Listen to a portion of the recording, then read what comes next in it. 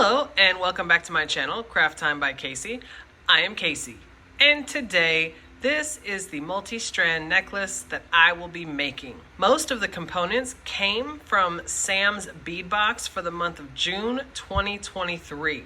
So if you would like to see how this fringe pendant necklace came about, then stay tuned.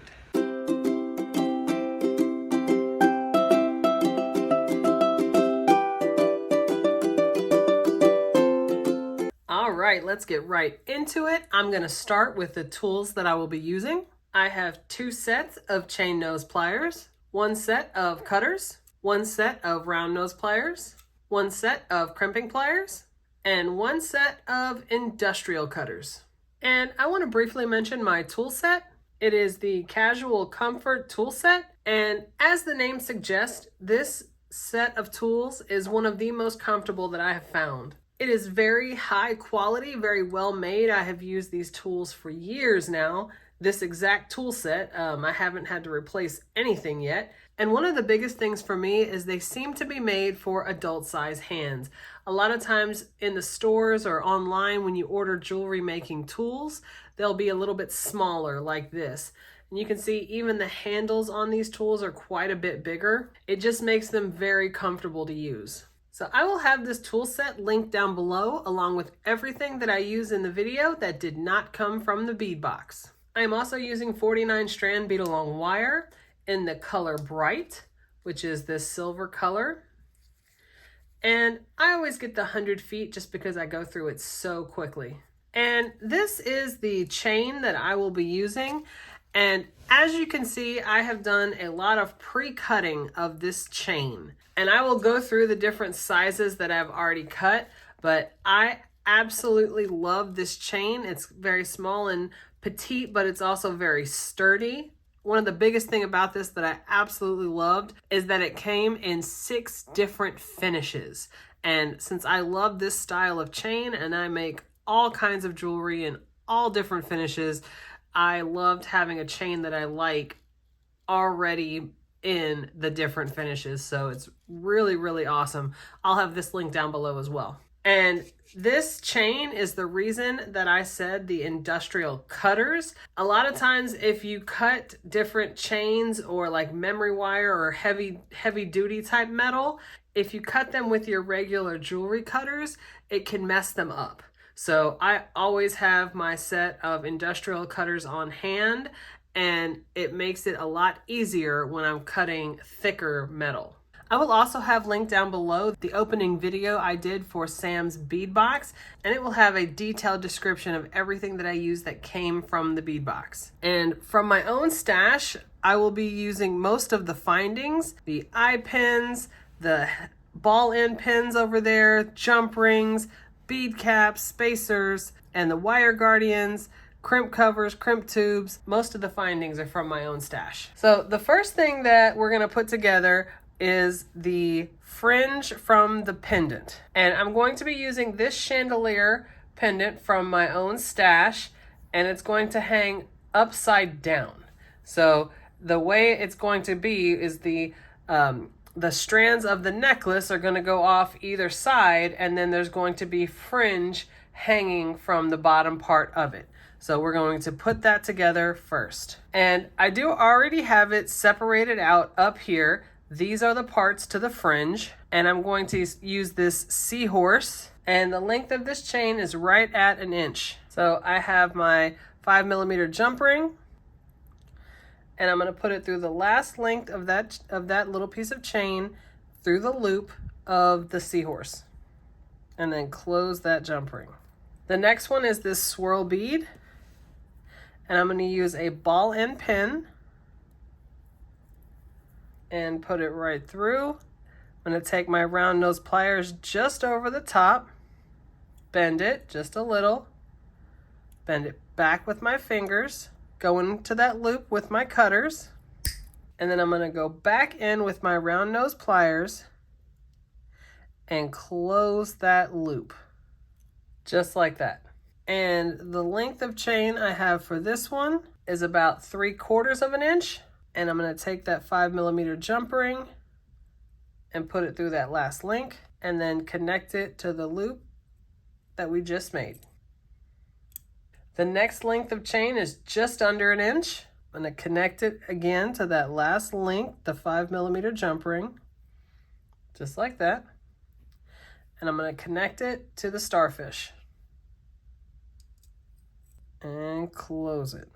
And this last fringe, I'm going to use a ball end pin and these flower shaped bead caps from my own stash, and then one of these drop melon beads and 3mm spacer. And I'm going to go in with my round nose pliers just above that top bead, bend it back with my fingers, go in with my cutters into that loop, go in and close that loop, just like that. And for the fringe, this is one of the longer pieces, about 1.5 inches. And I'm gonna have another 5mm jump ring and go into that last link and then connect it to the loop we just made. Close that jump ring. So now we're gonna connect all 4 pieces to this bottom loop. So I'll show you how to connect one. So you put one of the 5mm jump rings on the other end of the link, and then simply connect it to the loop at the bottom of the chandelier. And then close that jump ring. And you're gonna connect the 3 others the same way. All right, so here is the fringe that is on the end of this chandelier. And like I said, of course, it's gonna be hung upside down from what it's typically at, and the pieces are gonna fall over each other just like this. So for right now, we're gonna set this aside and work on the strands of the necklace. I'm gonna work on the longer strand first, and I've already cut a length of wire. It is about 9 inches long, and we're gonna put on a jump ring, a crimp tube, and a wire guardian. I'm gonna put it through one side, wrap it around, and put it through the other. And you want to make sure that jump ring is up in that wire guardian, and I'm going to pinch it closed with my fingers. And then you want both ends of that wire through the crimp tube like that. And I'm going to pull in the longer end just because I don't need the tail quite that big. And I know these parts are small, but I need that wire separated just like that, so that it is not crossed under that crimp tube. I'm going to go in with my crimping pliers into that second divot. Get that taco shape, turn it on its side, go into the first divot. I'm going to go in with that flat part at the end, give it the final smash, make it nice and snug. And I'm going to hold that jump ring at the end, take a crimp cover, place it right on top of that smashed crimp tube, just like that. Then flip it up, go in with my chain nose pliers, give it a gentle smash, and then I'm going to go front to back on that crimp cover. That way I can give it the round shape. And that is how we begin each strand. And the order of the beads is very simple. So we're going to use these really, really pretty fuchsia and purple beads with the flower bead caps and one of the 3mm spacers. Pull it all the way down, and you want to make sure that tail gets tucked into the beads just like this, and you want to do this 2 more times. So here is the full order, and now we're going to close it off. I do want to point out that the 3mm spacers are only on the inside, so they're in between in the middle, and then here at the end is that crimp cover. So I like how the crimp covers kind of morph into looking like a bead, almost like that, like a spacer bead in between. So now let's close it off. I'm going to put on a jump ring, a crimp tube, and a wire guardian. I'm going to put it through one side, wrap it around, put it through the other, and you want that jump ring up in the wire guardian, and then I'm going to pinch it closed with my fingers, and you need both ends of that wire through the crimp tube, pull it down, and you want to put the tail through that first bead. And you want to pull it pretty snug, but you want to make sure your strand can move, so there's got to be a balance where it's flexible, but it definitely needs to be pretty snug. And I'm going to go in with my crimping pliers into that second divot. Give it that taco shape. Turn it on its side into that first divot.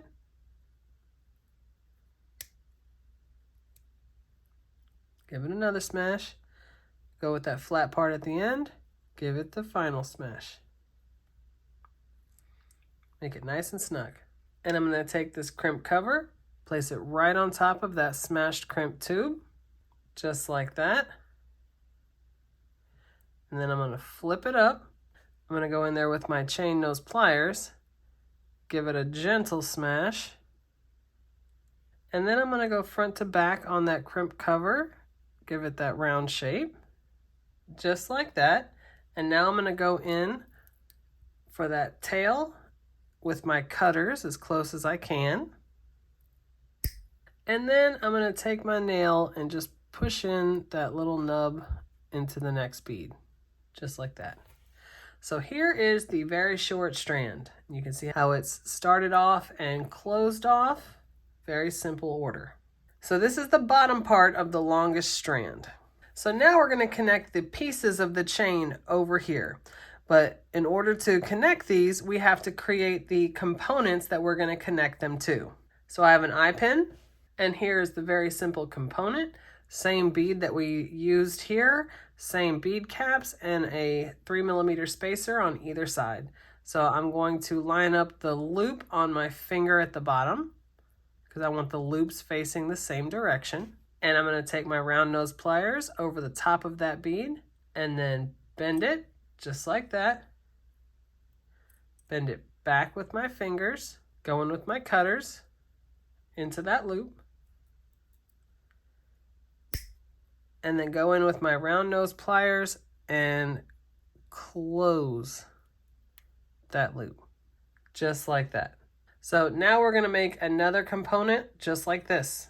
All right, here we go. We have 2 of them. So now we're going to connect it with the pieces of chain. I have 2 pieces of chain the same length, this one right here and this one up here. It's 1.5 inches long.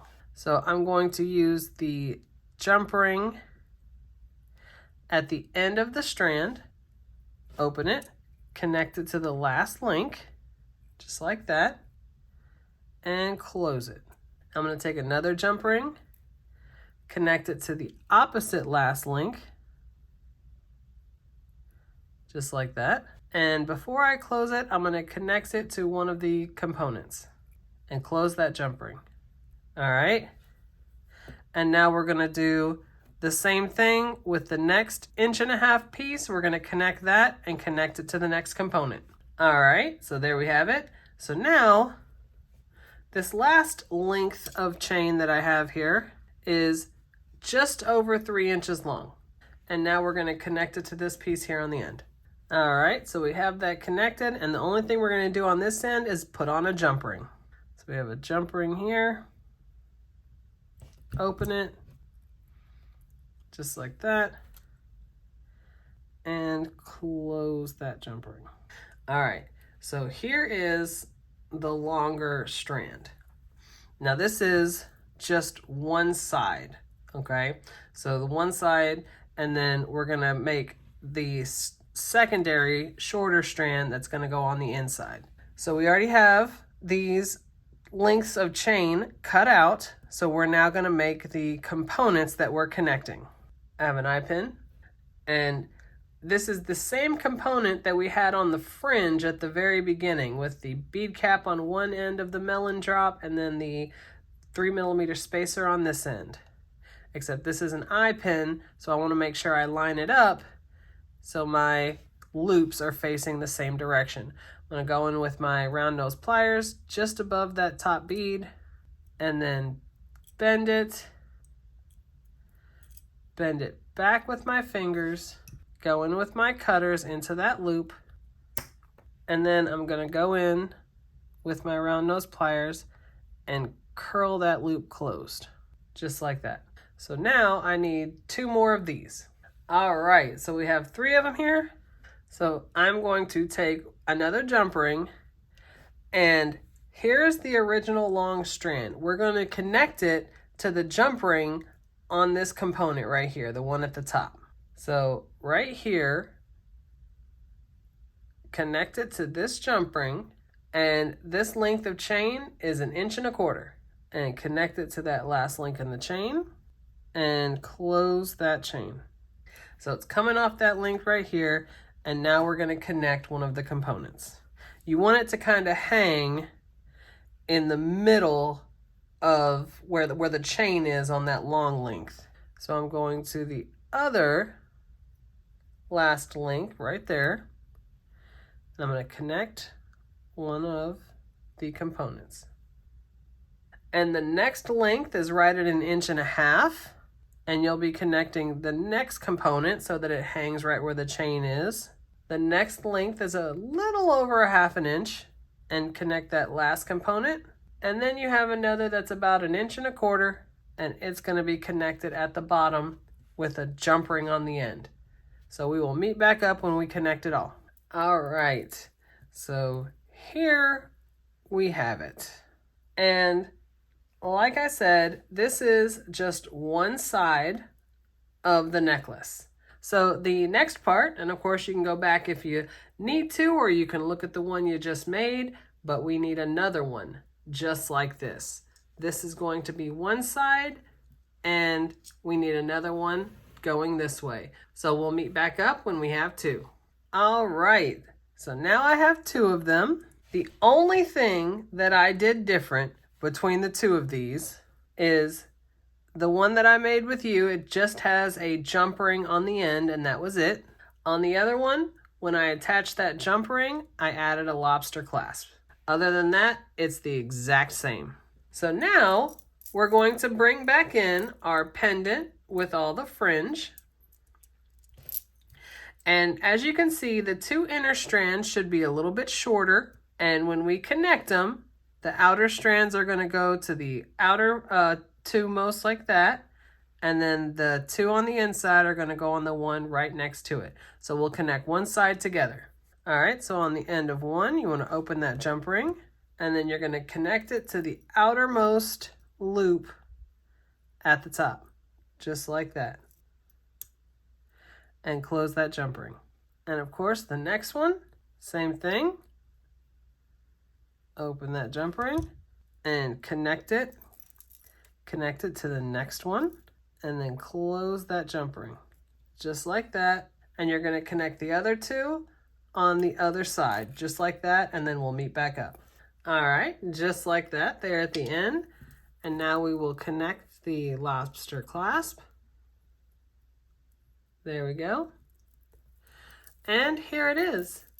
And I know it's difficult to see here on the screen, so I'm going to set it up on my display so that we can see it better. All right, so here it is. And I have to say, I absolutely love how this came out. Let's zoom in on that pendant and fringe. I like using that chandelier pendant upside down. I definitely think it adds to the design, and I think that starfish and seahorse, I think they're so cute. I really do like this, and I also like the different lengths of chain. I think that adds to it as well, and that pretty fuchsia color. So if you like this video and you want to see other videos like this, go ahead and hit that subscribe button down below and give me a like. Leave a comment. I absolutely love reading my comments. You guys are so kind, and I definitely look forward to seeing you in the next one. Bye.